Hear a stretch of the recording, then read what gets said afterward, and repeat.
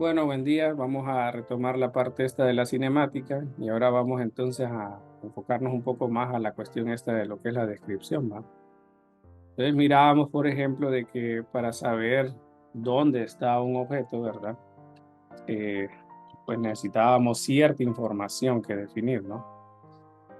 Entonces ya vimos de que se ocupa lo que es un marco de referencia para, pues en este caso, decir respecto a qué va, respecto a qué está qué cosa. También vimos de que para evaluar lo que son la parte de los eventos, utilizamos lo que es la unidad de medida del tiempo, que nosotros utilizaremos bastante la notación del delta, es decir, el cambio del tiempo, ¿verdad? Y entre otras cosas, pronto, ¿verdad? Para definir lo que es la ocurrencia de un evento. Y finalmente, pues vamos a utilizar el concepto de partícula porque solo nos va a interesar en la descripción translacional del movimiento. Entonces, para ello, pues necesitamos en este caso redefinir, bueno, definir nuevas cosas para decir, bueno, ¿cómo es que se mueve algo? Para eso tenemos la cuestión esta de posición, la parte de cinemática en una dimensión, lo que es el desplazamiento, la velocidad promedio, velocidad instantánea y la rapidez instantánea. ¿Qué vamos a encontrar acá, va? Bueno, vamos a establecer la diferencia entre lo que es la posición y desplazamiento, ¿verdad? Dos cuestiones que a veces se creen que es lo mismo, ¿verdad? Sobre todo cuando no hay cambio en la dirección del movimiento. Conocer las unidades de medición más utilizadas para la posición y velocidad. Interpretar gráficamente los conceptos de velocidad promedio y velocidad instantánea, ¿verdad? Esto más que todo hacer para, más que todo generar una descripción, ¿va? Del movimiento. Y cómo es necesario definir esta naturaleza vectorial, miren, y reconocer la naturaleza escalar de la rapidez. Ok, entonces, bueno, eso lo vamos a comentar más adelante, lo que es un vector y todo eso, ¿verdad? Eh, Vamos a empezar con la parte de la posición. Pues miren que la posición en este caso nos dicen que es la ubicación respecto a un sistema o marco de referencia, ¿verdad? En este caso dice que suele ser el origen, no necesariamente tiene que ser así, miren. Y la posición en este caso es un vector, dice. Es decir, que tenemos que darle dirección. Entonces, vamos a ver rápidamente lo que es un vector. Bueno, vamos a definirlo si quieren para poder entonces tener una mejor noción. Bueno, un vector en general lo describimos con una flecha y nos va a interesar, perdón, lo que es la parte de la longitud de esa flecha y en este caso lo que llamaríamos el ángulo. Entonces recuerden que el ángulo se define como la abertura entre dos semirrectas. Les voy a poner aquí por si acaso con la cuestión del ángulo. Por ejemplo, la cuestión de geometría en la escuela, ¿verdad? Uno ve, por ejemplo, cuestiones como estas, en la que uno tiene dos semirrectas, tiene algo que le llaman el vértice, que es el punto en común entre las dos semirrectas, y la abertura es lo que llamamos el ángulo. Entonces el ángulo se mide usualmente en grados, hay otras medidas como el radián, ¿verdad? Y lo definen de esta manera, si usted hace una vuelta completa circular, entonces eso lo definen como 360 grados.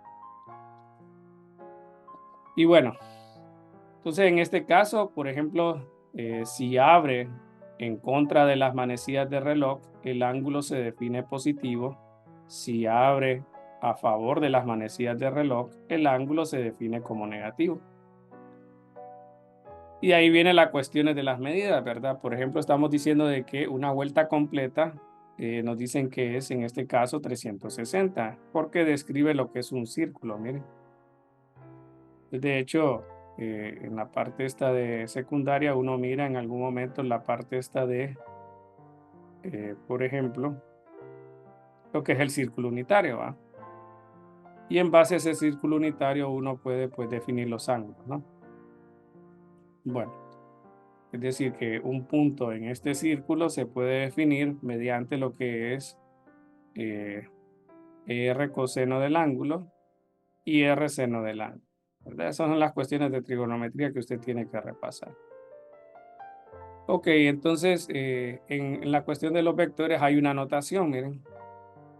No vamos a ahondar mucho en la notación porque nosotros vamos a trabajar lo que son las componentes. A eso es lo que me voy a enfatizar, ¿va? Pero, por ejemplo, la notación de un vector es, por ejemplo, una letra mayúscula o minúscula con un subrayado. En los libros sale en negrilla. En negrilla me refiero como esto. O sea, sale el vector A en negrilla, pero aquí pues va a ser difícil hacerlo, voy a tardar mucho. Entonces lo que hacen a veces es colocarle esto.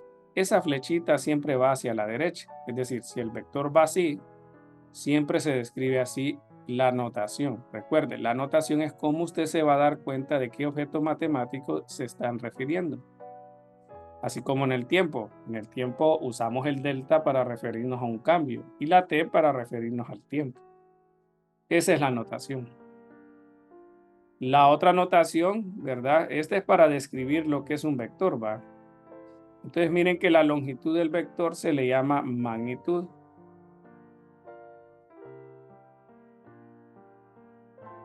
Le voy a poner aquí longitud del vector. También tiene ciertas notaciones. Entonces la magnitud del vector le suelen colocar esas dos barritas o a veces le ponen doble. Perdón, pero abajo no, ¿verdad? Digamos, le voy a poner así. Indistintamente cualquiera de las formas, ¿va? La más usada es esta, ¿va? Por lo menos la que vamos a usar más en clase, es la más fácil de escribir. Entonces, por ejemplo, nosotros podemos usar el concepto de lo que llamaremos nosotros triángulo, ¿verdad? Las cuestiones de triángulo, la trigonometría que uno ve en el colegio, para describir la cuestión esta de las componentes. Pues miren, voy a aprovechar, por ejemplo, aquí, voy a dibujar un triángulo rectángulo para hacer memoria a ustedes de eso. Si no, pues lo voy a mencionar porque realmente lo voy a definir de cero, ¿eh? Entonces, por ejemplo, era usual que usted viera algunas letritas así. Obviamente las letras no definen las cosas, ¿verdad? Solamente son referencias para poder asociar algo, ¿va? Entonces, se usa lo que son las funciones trigonométricas. Eso lo que le dice de que los triángulos manejan una relación o una razón que es constante entre los triángulos si mantienes el ángulo, ¿va? Entonces, de ahí vienen los tales seno y coseno. Yo solo le estoy dando así un comentario para que se acuerden. Los más comunes que usamos son estos tres. Digo los más comunes, no los únicos, ¿va? Claro. Por ejemplo, lo que llamamos C es lo que usualmente le llaman la hipotenusa, que es el que está opuesto al ángulo de 90 grados, y a los otros le llaman catetos. Cateto adyacente, cateto opuesto. ¿A quién? Al ángulo teta. Entonces solo le voy a poner adye para decir adyacente, adyacente. Y hipotenusa. Op, opuesto, y hipotenusa. Op, opuesto, ad, adyacente. Bueno, ¿y qué tiene que ver esto con los vectores? Dirá alguien. Bueno, ya vamos a ver. Entonces, las componentes del vector las podemos considerar como que si fueran las sombras del vector, ¿verdad? Para no ahondar mucho en la parte técnica, ¿verdad? Es como, por ejemplo, usted tenga aquí un foco y empiece a alumbrar. Usted va a notar la sombra, ¿verdad? De ese vector. La sombra que esté a lo largo del eje X, entonces usted ya nota, mire, es necesario ese marco de referencia. Si yo no lo coloco en mis ejercicios, estoy diciendo ambigüedades. Es decir, no estoy siendo claro en la demostración de mi ejercicio. Tengo que definir eso, porque noto la necesidad. Por lo menos se lo estoy haciendo manifiesto. Entonces, mire, con una referencia ya podemos nosotros establecer lo que es la sombra. Entonces, mire, aquí tenemos un ángulo. Aquí perfectamente, vaya, por ejemplo, si yo pongo el foco de esta manera, la sombra, si hubiese una pared aquí, la sombra iría de esta manera, miren, del vector. Y entonces aquí viene la definición, ¿verdad? Miren que aquí en realidad vamos a empezar con cinemática en una dimensión, pero necesitamos definir lo que es un vector. Tal vez no de esa manera, pero sí como nos lo están colocando en este caso. Miren que la posición dice de una partícula es su ubicación respecto a un sistema y le dicen que es un vector. Entonces necesitamos en este caso hacer por lo menos una noción básica. Luego vamos a retomarlo mejor. Entonces miren que la componente va a ser en este caso la magnitud de esas sombras, las magnitudes de esos vectores que estamos viendo de color naranja. Le vamos a llamar Y a este porque es paralelo al eje Y.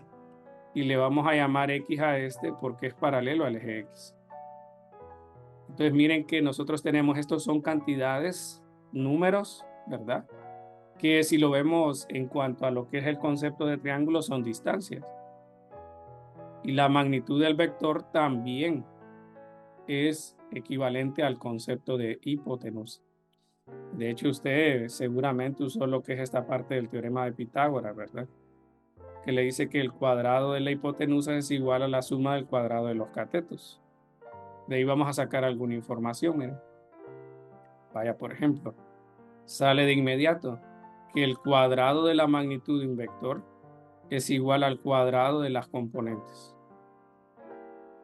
Aquí le voy a poner que Bx y By son componentes.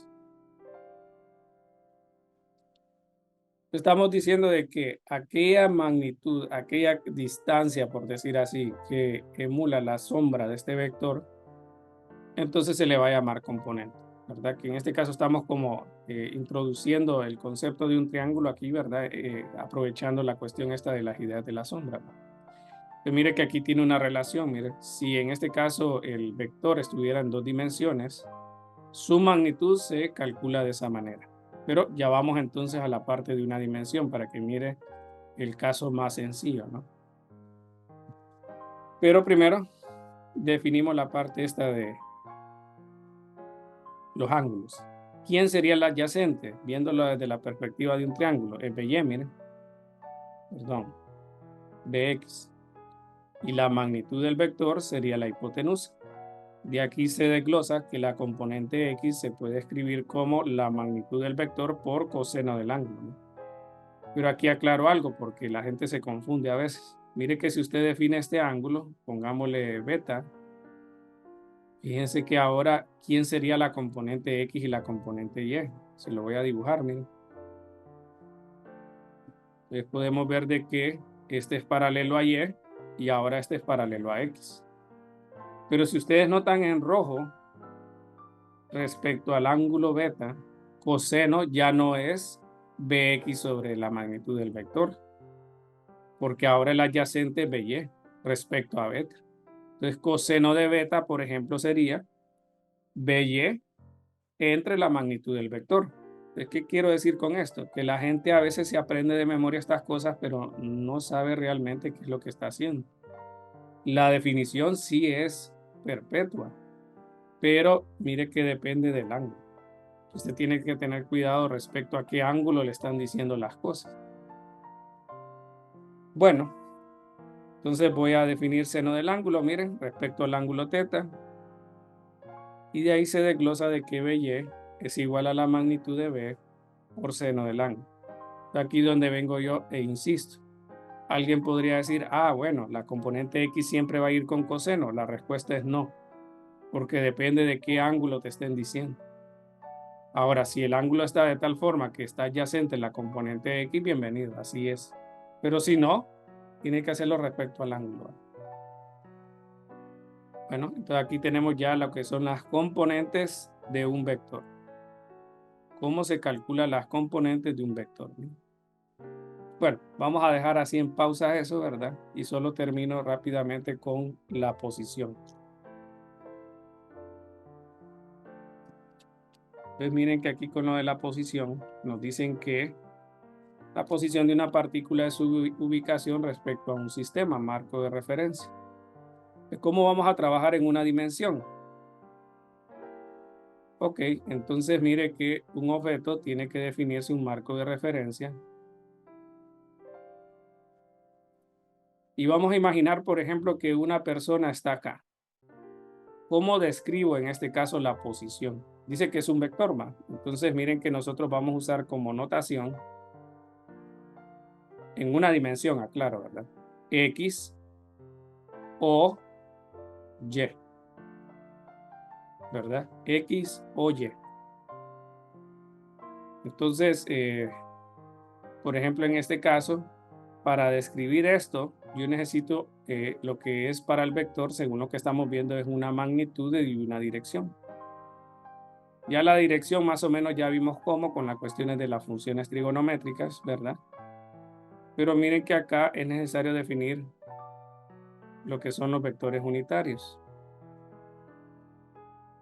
Los vectores unitarios, por ejemplo, en 2 dimensiones van a ser X y Y. Esa es la notación, es un sombrerito, ¿eh? Bueno, ¿qué propiedad tienen esos? Tienen la propiedad de que tienen magnitud 1. Pero, como nosotros no vamos en este caso a trabajar mucho sobre eso, lo que nosotros vamos a hacer es lo siguiente. La notación va a ser esa, ¿no? La notación va a ser en la cuestión vectorial porque necesitamos definir una dirección, ¿verdad? Y una magnitud. Por ejemplo, aquí la magnitud sería que se mueve 3 metros, pero miren que para quitar esa parte del vector, ¿verdad? Porque nosotros no vamos a ahondar mucho en la parte vectorial, más que obviamente para la cuestión de las componentes. Entonces, nosotros vamos a decir lo siguiente. Vamos a usar X, pero miren que esa X es una función matemática, es lo que usted ve en la cuestión de álgebra, ¿verdad? Entonces es una función que depende del tiempo. Recuerde, este sería la variable dependiente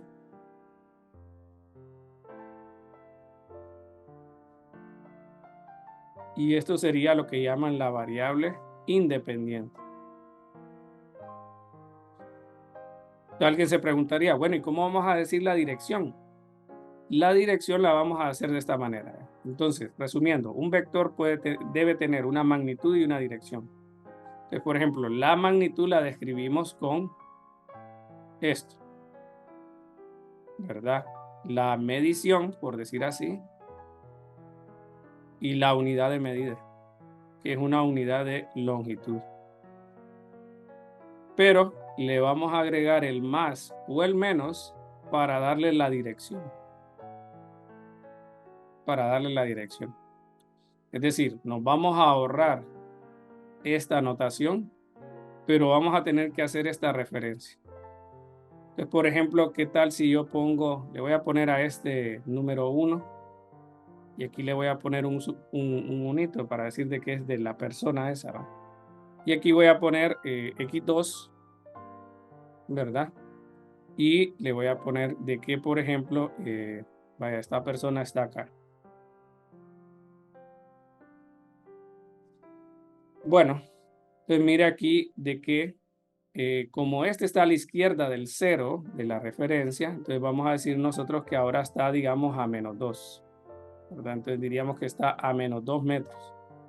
¿Qué quiero dar a entender con esto? Que el signo, como solo nos vamos a mover en este momento en una dimensión, el signo me dice si se mueve hacia la derecha o hacia la izquierda. No me dice cómo, ¿verdad? Porque para ser sinceros, este test está muy general. Nosotros deberíamos de ponerle un número. Yo lo voy a dejar así, como para dar a entender de que puede ser después del primer segundo, después del cuarto segundo, lo que sea. De hecho, lo voy a poner así para que usted lo vea más claro. T igual a 1 segundo. Yo puedo decir que después de 1 segundo yo noté que esa persona estaba ahí, a 3 metros de la referencia. O puedo decir yo que después de 4 segundos, él se encontraba a 2 metros a la izquierda de la referencia. Eso de decir izquierda o derecha, la notación matemática es con ese más y el menos, ¿verdad? De esa manera nosotros en una dimensión vamos primero a simplificar, ¿verdad? Porque esto que estamos haciendo es una simplificación de esa notación. Y pues vamos a decir de que si se mueve a la derecha es positivo ese número, miren, y si es hacia la izquierda es negativo. Vamos a usar el X para describir si se mueve a lo largo del eje X, pero vamos a usar también Y si se moviera a lo largo del eje Y. Y entre paréntesis colocamos la variable independiente que puede tomar valores precisos. En este momento estoy tomando dos valores en particular. Son dos instantáneas, como una foto. Entonces son dos instantáneas que hemos tomado en este momento. Son como dos fotografías, ¿verdad?